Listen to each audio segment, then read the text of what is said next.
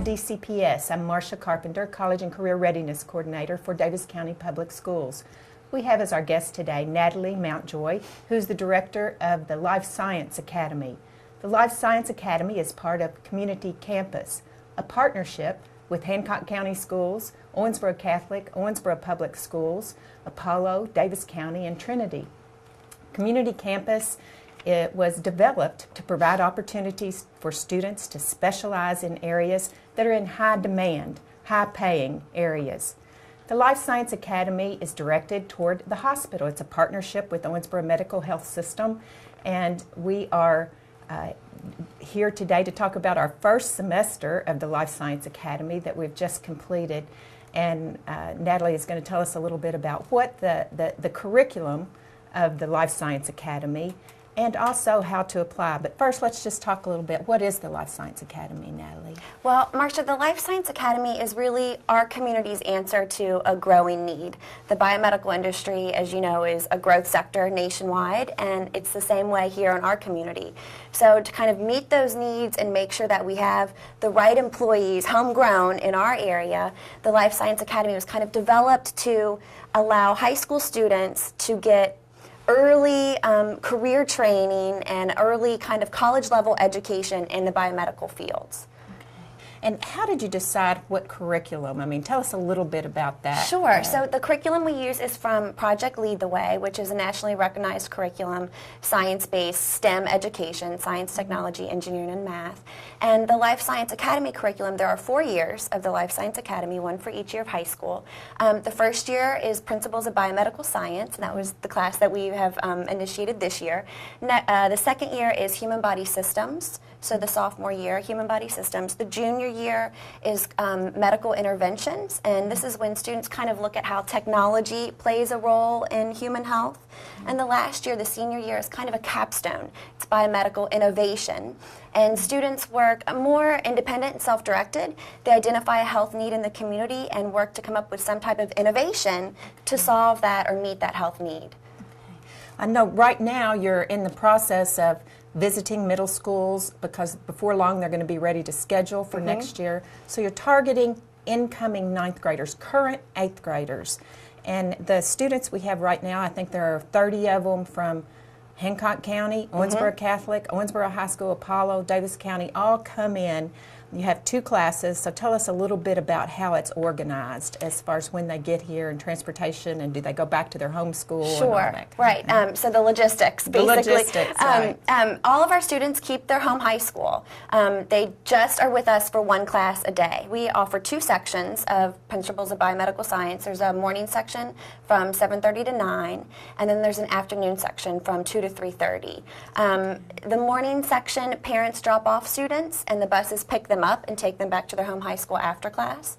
For the afternoon section, it's just reverse. Buses bring them, and then parents pick them up at the end of the day. Okay. So it works out really nice. And the class is where? Where is it located? The class is at OCTC, which is also where the students get their college credits. Okay. So we're in the academic building, the biotechnology lab at OCTC, and students get 4 college credits for each year that they're with us at the Life Science Academy. So, you know, for parents know that college is such an expensive thing. Your student can graduate with 16 college credit hours. That's applicable at OCTC and transferable. So right.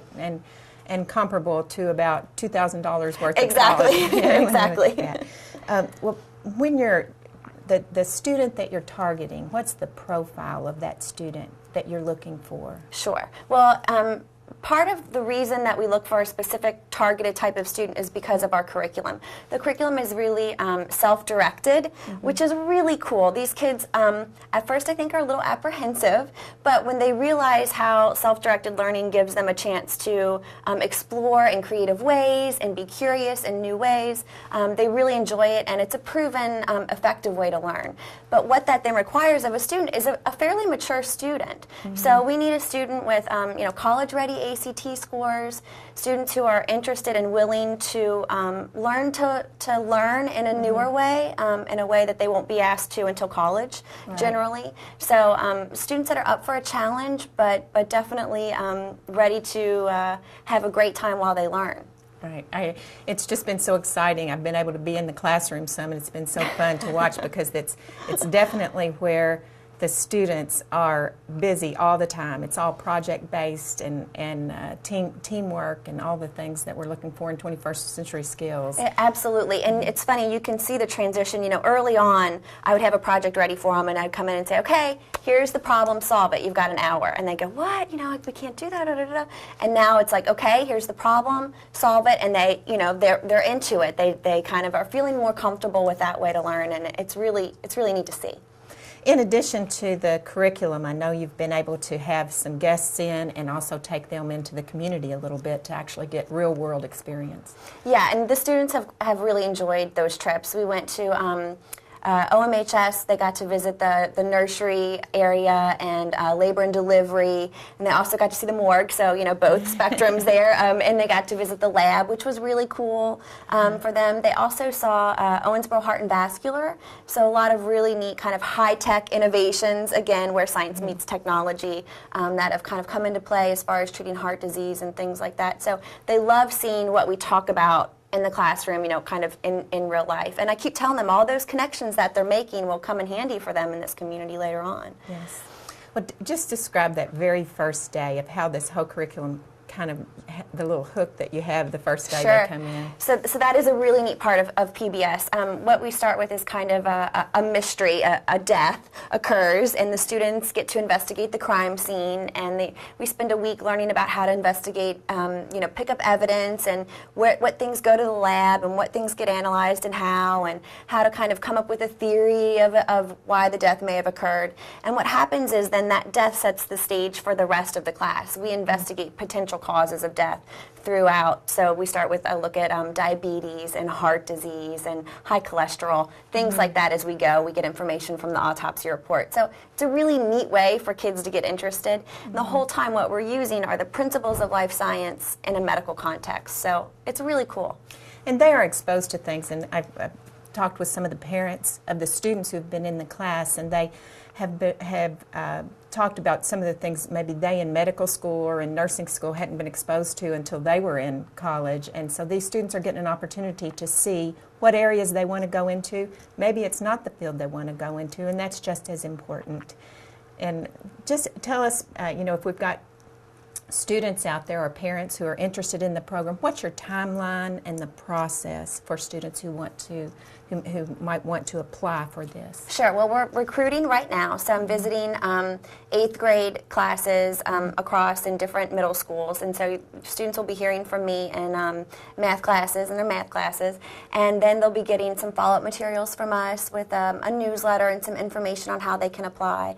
And they can also visit our website for more information, and that's the lifescienceacademy.weebly.com, and there's lots of information up there on the academy. Then we'll have a information meeting in February with parents and prospective students, and things will just kind of progress from there. Okay. All right. Well, we really appreciate your work. It's exciting, and certainly the growing need for health care.